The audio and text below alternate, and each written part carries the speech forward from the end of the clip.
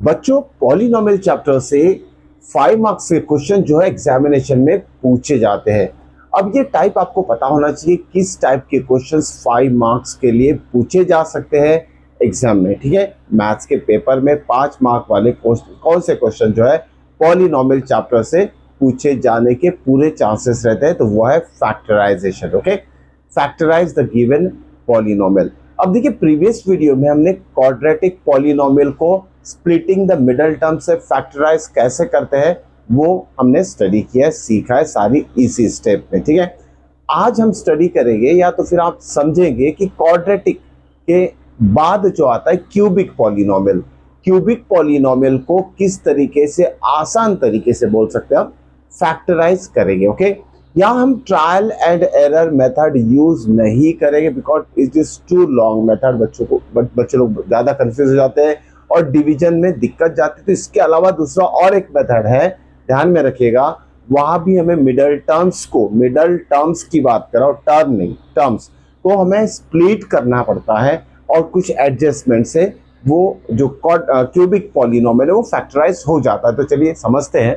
अब यहाँ देखिए, पॉलिनोमियल चैप्टर में एक्सरसाइज 2.4 का जो क्वेश्चन 5 है, जिसमें सारे पॉलिनोमियल क्यूबिक पॉलिनोमियल दिए हुए हैं और इस क्यूबिक पॉलिनोमियल को हमें फैक्टराइज करना है। तो चलिए, आसान तरीका किस तरीके से हम इसे फैक्टराइज करेंगे। क्वेश्चन नंबर 1 क्या दिया है, x cube minus 2x square minus x plus 2, और साथ में क्वेश्चन नंबर 2 देखिए, x cube minus 3x square minus 9x minus 5।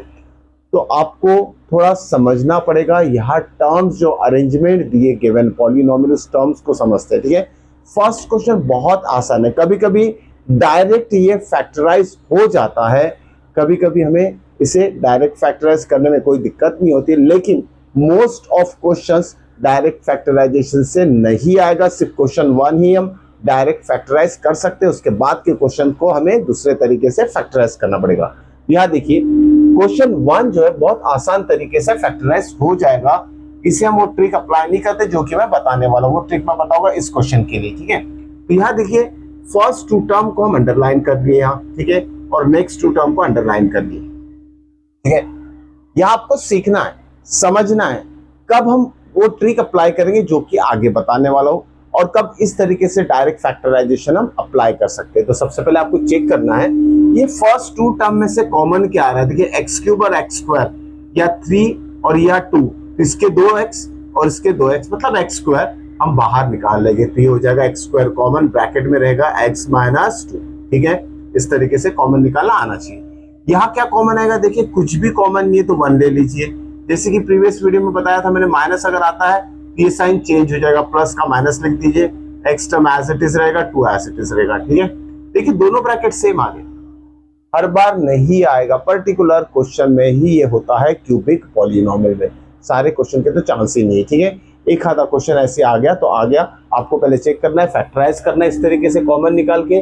अगर ब्रैकेट सेम आते हैं तो कोई दिक्कत ही नहीं, ये फैक्टराइज वैसे ही हो जाएगा, एक्स माइनस 2 फिर से कॉमन निकाल लेते हैं, नेक्स्ट ब्रैकेट में एक्स स्क्वायर माइनस 1 लिख लेते हैं। ठीक है, एक्स स्क्वायर माइनस 1। ठीक है, तो नेक्स्ट स्टेप क्या होगी, देखिए इसकी नेक्स्ट स्टेप में हम लिखेंगे एक्स माइनस 2 और सेकेंड ब्रैकेट जो है हमारा एक्स स्क्वायर माइनस 1, इसे हम थोड़ा इस अलजेब्रिक आइडेंटिटी के फॉर्म में कन्वर्ट कर देते हैं, ए स्क्वायर माइनस बी स्क्वायर। जैसे कि आपको पता है ए स्क्वायर माइनस बी स्क्वायर क्या होता है, ए प्लस बी मतलब ए मीन्स एक्स, बी मीन्स 1, ए प्लस बी इंटू ए माइनस बी। देखिए फैक्टराइज हो चुका है गिवन क्यूबिक पॉलिनोमियल।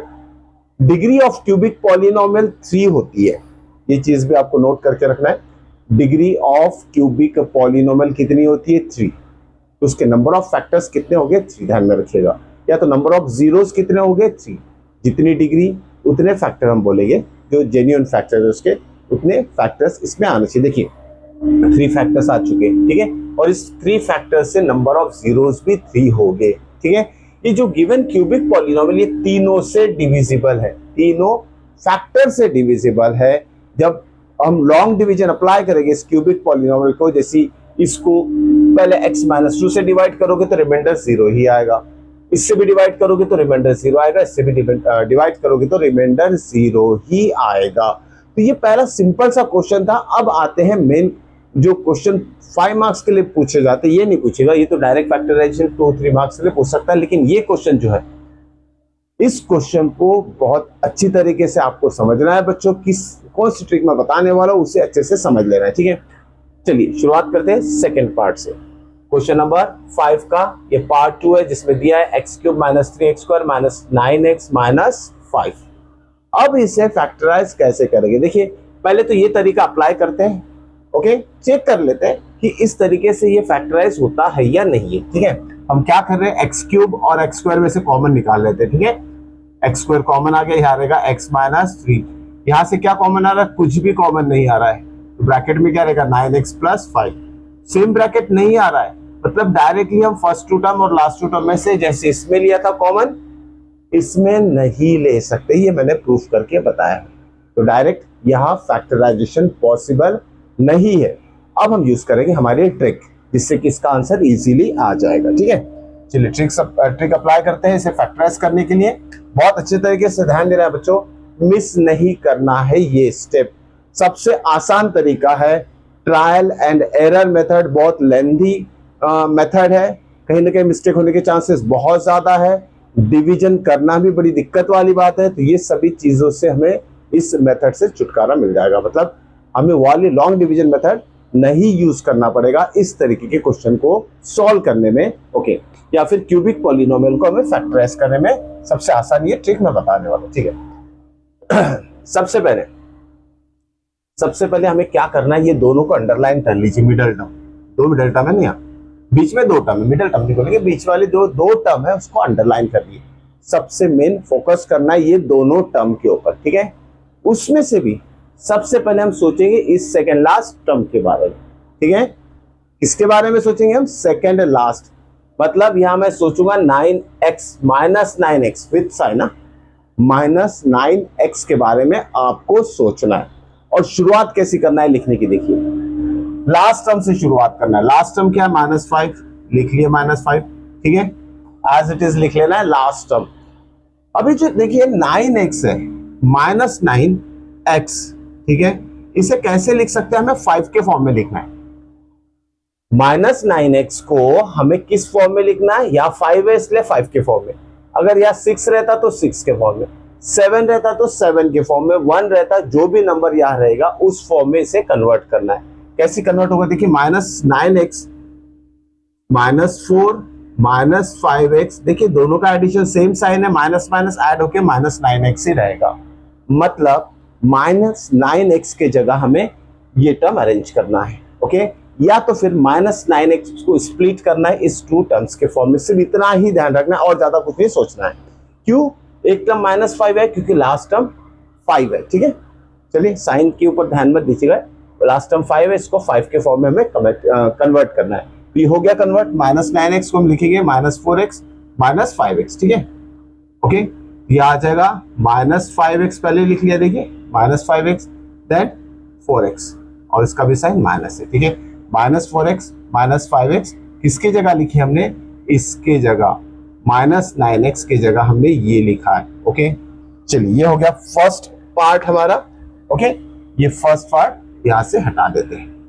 अब आगे सोचते हैं, अब यहाँ इसको तो हमने इस फॉर्म में स्प्लिट कर दिया, ठीक है, ओके। अब इसे थोड़ा पेंडिंग में डालो ऐसे। अब ये लास्ट 2 टर्म को हमें डिस्टर्ब नहीं करना है, क्लियर। लास्ट 2 टर्म जो आगे इसे डिस्टर्ब नहीं करना है।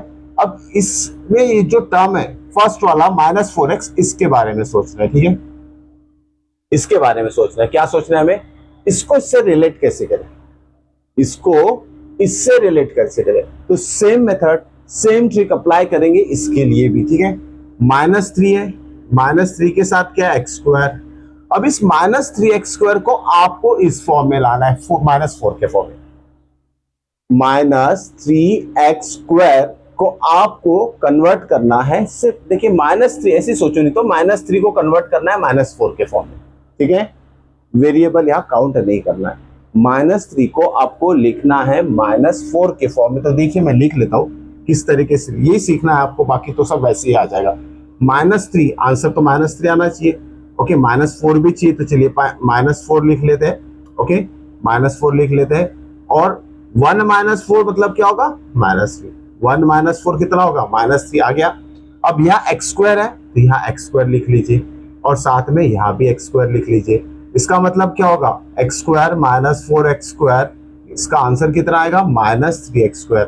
मतलब ये जो -3x² है ना, यहाँ इसको हम इस फॉर्म में स्प्लिट करेंगे तो यहाँ 4 आ चुका है, जो कि यहाँ 4 है। ठीक है, आपको इसी फॉर्म में लाना है 4। ठीक है, यहाँ 4 आना चाहिए। इसको ऐसे दो पार्ट में मतलब आप कन्वर्ट कीजिए, जिसका आंसर तो यही आना चाहिए, और लास्ट में 4 है यहाँ, तो यहाँ भी लास्ट में 4 आना चाहिए। इस वीडियो को आप एक दो बार जरूर देखिएगा, अच्छे से समझिए और लिख कर देखिए, तो ये ट्रिक आपको आसानी से समझ में आ जाएगी। ठीक है, अब देखिए इसके जगह, अब ये इसको तो हमने इस फॉर्म में लिख दिया, अब इसको लिखना, इसको ना लिखते हुए इसकी जगह हम ये लिखेंगे। ठीक है, क्या लिखेंगे हम, 1x² - 4x²। ठीक है, थोड़ा से ऑर्डर में लिख लेते हैं, ऊपर नीचे टर्म हो गए। ओके, चलिए क्या हो जाएगा ये, 1x² 1x² - 4x², और ये बाकी टर्म एज इट इज। हमने क्या किया, इस -9x को -4x - 5, क्योंकि लास्ट टर्म 5 था इसलिए इसका भी लास्ट टर्म 5 आना चाहिए। और जब इसको स्प्लिट किया तो इससे हमें ये एक टर्म बाकी रह गया, दोनों में तो रिलेशन में गया, ये 4 रह गया, तो इसको भी लास्ट टर्म 4 के फॉर्म में हमें अरेंज करना है, और ये क्यूब जो है एज इट इज रहेगा। ठीक है, ये क्यूब जो है एज इट इज रहेगा।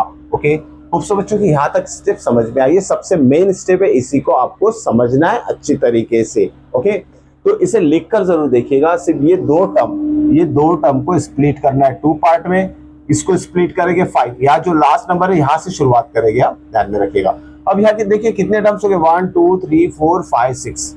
अब क्या करते हैं, देखिए अब क्या करेंगे, हम फिर से लास्ट टर्म से शुरुआत करते हैं। ओके, या तो एक काम करते हैं, 2 का ग्रुप बना लेते हैं। ठीक है, 2 का ग्रुप बना लेते हैं। इसमें से क्या कॉमन आएगा, x², राइट, x³ है, x² है, क्या कॉमन आएगा, x²। यहाँ से स्क्वायर आउट हो गया तो एक x रह जाएगा। ठीक है, यहाँ से स्क्वायर आउट हो गया तो यहाँ 1 रह जाएगा, तो +1 लिख लेते हैं। ठीक है, यहाँ देखिए अब नेक्स्ट 2 टर्म में -4 और एक x बाहर आ जाएगा, -4 और एक x बाहर आ जाएगा, तो अंदर क्या रहेगा, देखिए बाहर अगर माइनस रहेगा तो अंदर वाले टर्म का साइन चेंज हो जाता है। ठीक है, 4x बाहर आ गया तो यहाँ से एक x रहेगा और माइनस का साइन प्लस हो जाएगा। 4x आउट हो चुका है तो यहाँ कुछ भी नहीं है तो 1 लिखेंगे। ठीक है, 1 लिखेंगे। यहाँ से क्या होगा, -5 कॉमन हो जाएगा, यहाँ भी x + 1 रहेगा। अब ये स्टेप के ऊपर ध्यान दें तो सारे जो ब्रैकेट्स में टर्म है वो लाइक टर्म है। ठीक है, मतलब सारे ब्रैकेट्स इक्वल है, तो ये सारे ब्रैकेट्स जो है ना इक्वल होने की वजह से इसको हम क्या करेंगे, कॉमन निकाल लेंगे। x + 1 कॉमन आ गया, और नेक्स्ट ब्रैकेट में इसके जो आगे के टर्म्स है नेक्स्ट ब्रैकेट में लिख लेंगे। ये है x² - 4x - 5। ओके, इस तरीके से स्टेप नंबर 3 हमारी आ चुकी है। इसके बाद अब ये तो एक फैक्टर हो गया, ये हमारा क्वाड्रेटिक पॉलिनोमियल में कन्वर्ट हो गया नेक्स्ट ब्रैकेट।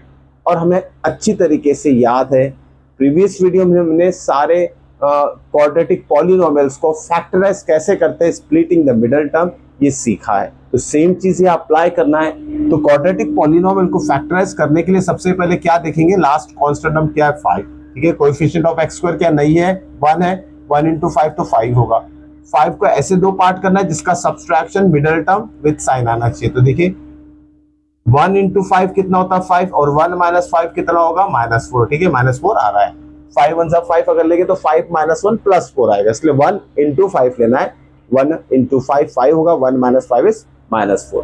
तो इस मिडल टर्म को हम स्प्लिट करेंगे, पहले ये लिख लेते हैं, x + 1 स्क्वायर ब्रैकेट में डालेंगे हम, x² वैसे ही रहेगा, -4x की जगह हम लिखेंगे 1x - 5x, तो यहाँ लिखेंगे +1x - 5x, और last term as it is रहेगा 5। ठीक है, उसके बाद की स्टेप देखिए, x + 1, चलिए इसे फैक्टराइज करना है हमें, तो क्या करेंगे, ये फर्स्ट 2 टर्म लास्ट 2 टर्म को अंडरलाइन कर लीजिए। इसमें से कॉमन क्या आएगा, x कॉमन आ जाएगा, ब्रैकेट में रहेगा x + 1, यहाँ -5 कॉमन आएगा, यहाँ भी x + 1। ओके, उसके बाद देखिए नेक्स्ट स्टेप, x + 1 वैसे ही रहेगा ये वाला, और यहाँ भी देखिए x + 1 है, तो यहाँ आप एक काम कीजिए, डायरेक्टली x + 1 को कॉमन निकाल लीजिए। ओके, और नेक्स्ट ब्रैकेट में इनटू के फॉर्म में क्या आएगा, x - 5, तो ये जो आया हमारा टर्म, ये मल्टीप्लीकेशन ऑफ थ्री ब्रैकेट्स में आ गया।